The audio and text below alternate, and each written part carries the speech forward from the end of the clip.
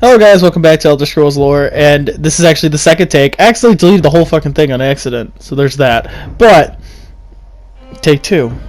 So, before we begin, I'd like to thank Aries for allowing me to use his music, and take a shout out to the Discord chat. Please leave you can join in the link in the description below or in the channel header. So this isn't the last Morrowind video. We still have a couple cities on Vardenfell, including Vivec and Ald'ruhn. I think we have a couple more, maybe one more after that. I'm not too sure. So I went and checked it actually. So in other news, I also got a gaming PC, so I might try. I'm still learning how to use it and everything like that to the point. So we might see some more PC videos coming in. I'm not too sure. And plus, you might see quality in terms of content quality going up. I'm not too sure yet. So again, it's all a matter of how I figure things out and how things go.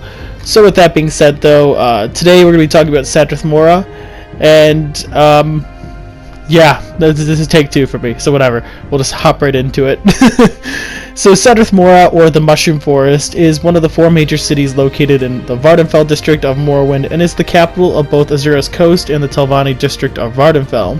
Sadrith Mora is a city of absolute wonder as the spiraling mushroom towers kiss the skies above. Sadrith Mora occupies one of the many islands that inhabit the Zephyrbell Bay and of Azura's Coast in Vardenfell, and it occupies one of the bigger ones located in the east. Sadrith Mora is only accessible by the sea, so a boat is required to enter the city unless you are willing to swim all the way there, which kinda sucks. So this can be quite tedious, as the closest settlements on land would be the towns of Voss and Molag Mar. Sadrith Mora itself is surrounded by the Telvanni Mushroom Tower residing in the middle, which is called Tel Naga, and it is the original settlement, as everything else was most likely built after Tel Naga's growth. Tel Naga is the biggest structure in Sadrith Mora and is home to one of the Archmagister of the Vardenfell Telvanni Council. Now, House Telvanni is infamous for rejecting foreigners from their compounds, such as Sadrith Mora and Port Telvanni. This is evident in Sadrith Mora with the existence of the Gateway Inn, which is a large inn that's built on the western wall of the city as a lounging area for foreign visitors, and is usually where many non-Dunmer people are found. South of the city is the Wolverine Hall, an imperial fortress designed to protect Sadrith Mora from incoming invaders, to host the local Fighters Guild and Mage Guild chapters in the city. Upon entering Sadrith Mora via the Gateway Inn, you are introduced into the market square, bustling with local fishermen and artisans that pay tribute to their leaders of the city. In terms of history, everything we know is from the Second Era and beyond. Not much is known about the foundation of it, so going right into it, during the Interregnum in 583 the Second Era, the Great House Telvanni refused to join the other great houses in the Ebonheart Pact, and this was done to keep the slave trade flowing throughout the territories. This included Sadrith Mora and the settlements of the Azura's Coast. History was made, though, in Sadrith Mora when an Argonian slave named Sun and Shadow was freed by an outlander called the Vestige. Sun and Shadow was the first Argonian to become initiated into the ranks of the House Telvanni, and while she and the Vestige tried to maintain her freedom as well as ensure her success, her fellow slave, Ioki, planned to escape to Blackmarsh with the help of the Ropefish gang of Vasamisi at Vasamisi Grotto. Sun and Shadow wanted to have Ioki stay with her, but that would make him stay a slave, where Ioki wanted Sun and Shadow to leave with him to Blackmarsh, which is their ancestral home.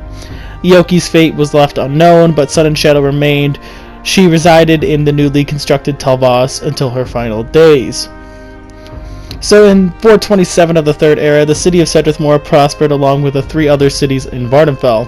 The city was under the rule of Master Naloth, an arrogant young mer that is capable of doing anything to achieve a higher status. In the same year, the Neverine prophecy came to fruition, and the Neverine roamed Vardenfell to fulfill their destiny of uniting the people of Morrowind to oppose the Tribunal. The warlord traveled to Tel Naga of Sadrith Mora to convince Naloth to give him the title of Horitator to the Great House Telvanni. Now, in the year 5 of the Fourth Era, Red Mountain which is located in the center of Vardenfell, had erupted after years of remaining dormant throughout Dunmeri history.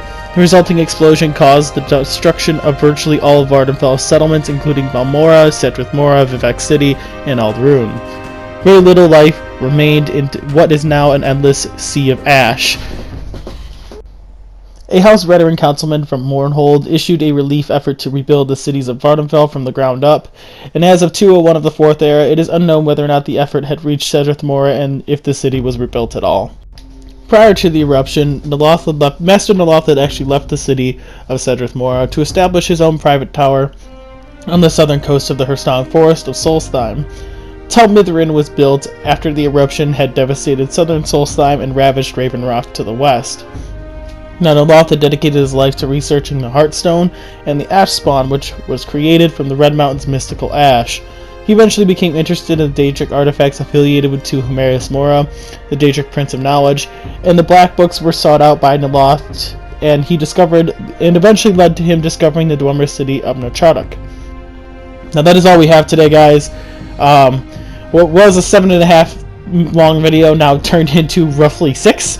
I'm sorry if I rushed a little bit today. I rushed a little bit in this. Is kind of it was a little irritating to have everything done, and literally all I had to do was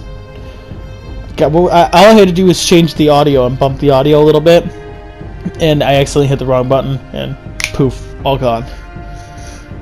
The wonders of the PS4. It's fantastic. So with that being said, I hope you guys enjoyed. Please, if you want more content like this, please like and subscribe. And if you guys have any suggestions, please let me know in the comments below or in the Discord chat. So I'd like to see you guys there. With that being said, we'll hop into the next Morrowind City video, and we might hop into another city, kind of change things up. I know people are really enjoying the Morrowind Cities one, so we might just crank them all out, or we might just hop into another province. Because I know I want to do High Rock. There hasn't been anyone saying having a specific preference on a province, so I'm going to just jump to High Rock or even Ellisware. Those are the two I kind of want to do next. So that being said, I hope you guys enjoyed, and I'll see you all around. Peace.